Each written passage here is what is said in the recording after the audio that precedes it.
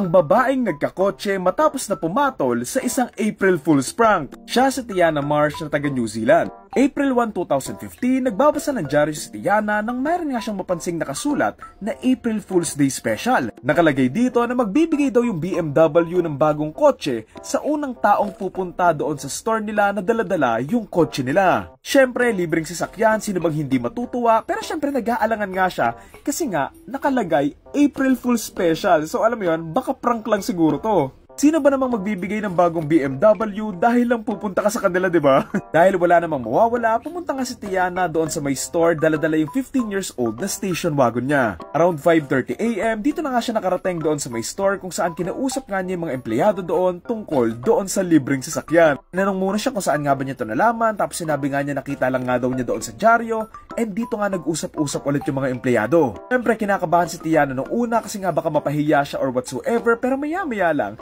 dito na nga siya dinala ng mga empleyado papunta doon sa manager. Dito na nga siya magugulat nang tanggalin nga ng manager yung isang cover kung saan nasa harapan na nga niya yung bagong sasakyan, and oo, sa kanya na to ng libre. Nakalagay pa nga doon sa plate number na no full para sabihin hindi nga nila naloko si Tiana at mauuwi nga niya ng libre yung sasakyan na nagkakahalaga ng at least 2 million pesos. Kung nagtataka kayo kung bakit nila ito ginawa, naisipan daw kasi ng BMW na gumawa ng isang reverse prank. Sa kanila, panigurado daw kung mayroong makakakita doon sa advertisement nila, iisipin daw na too good to be true, and so wala naman daw papatol doon sa joke sana nila doon sa April Fools nga. Ayon sa spokesman ng BMW, we wanted to turn the tables and reward the first person who was willing to take the chance. Miss Marsh's old car will be sold off to raise funds for a charity which helps disabled children.